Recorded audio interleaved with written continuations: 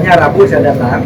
Kemarin yang ngomong-ngomong agak keras supaya datang juga. Mahfud MD tantang anggota DPR bahas transaksi janggal 300T. Arteria Dahlan dan Arsul Sani jangan cari alasan absen. Menteri Koordinator Politik, Hukum dan Keamanan atau Menko Polhukam Mahfud MD tantang balik Komisi 3 DPR RI terkait transaksi janggal senilai 300 triliun rupiah. Bahkan dia juga menyindir anggota dewan tersebut agar tidak mencari alasan untuk tidak hadir. Sindiran tersebut terkait rencana rapat yang akan diselenggarakan pada Rabu 29 Maret mendatang. Terkait rapat itu, Mahfud MD mengaku tak gentar dan siap menghadapi suara lantang Komisi 3 DPR RI. Dia juga menegaskan bahwa dirinya siap hadir pada rapat tersebut. Mahfud MD juga menyinggung agar rapat itu tidak diundur lagi seperti sebelumnya. Pernyataan itu disampaikan Mahfud MD dalam cuitan di Twitternya pada Minggu 26 Maret. Bismillah, mudah-mudahan Komisi 3 DPR tidak maju mundur lagi mengundang saya, Menko Polhukam atau Ketua KNKPP TPPU. Saya sudah siap hadir.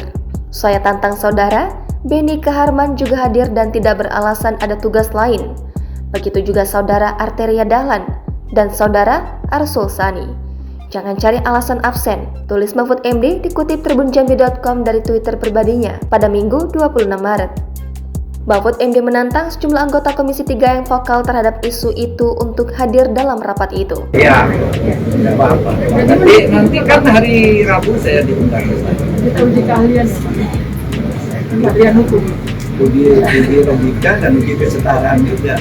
Jangan dibilang pemerintah itu bawaan DPR, bukan.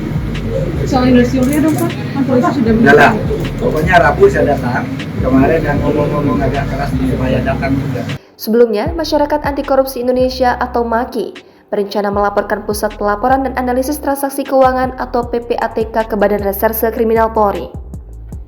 Hal tersebut tak lepas usai PPATK disebut telah membocorkan dokumen TPPU yang akhir-akhir ini jadi perbincangan publik. Rencana pelaporan ini disampaikan MAKI menindaklanjuti pernyataan Arteria terkait potensi pidana lantaran PPATK telah membocorkan dokumen TPPU yang akhir-akhir ini jadi perbincangan publik. Koordinator MAKI, Boyamin Soiman kepada Kompas.com pada Kamis 23 Maret mengklaim, rencana pelaporan ini justru upaya untuk membela PPATK.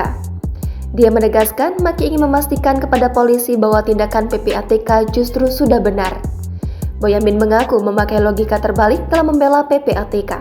Dan kalau ini dikatakan tidak benar oleh DPR, maka saya mencoba dengan logika terbalik mengikuti arusnya DPR dengan melaporkan kepada kepolisian PPATK dengan dugaan membuka rahasia sebagaimana undang-undang yang mengatur PPATK dan itu diancam pidana. Ia juga meyakini bahwa apa yang dilakukan PPATK tidak termasuk pelanggaran hukum pidana.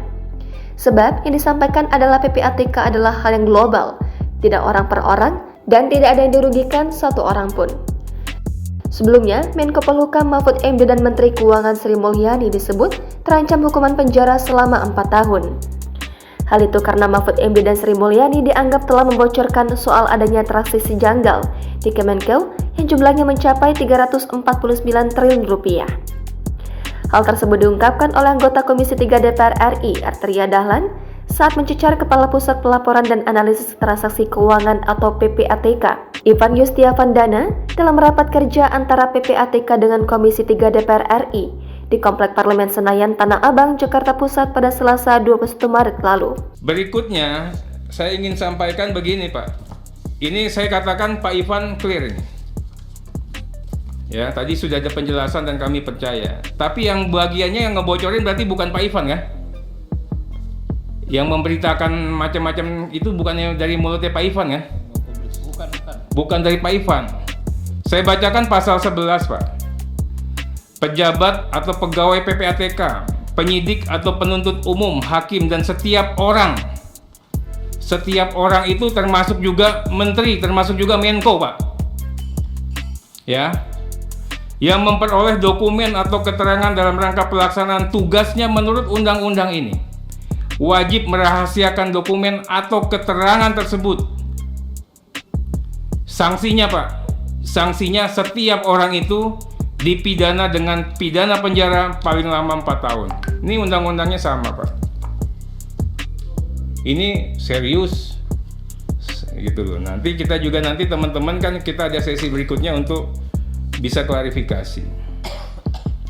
Berikutnya Pak Ivan,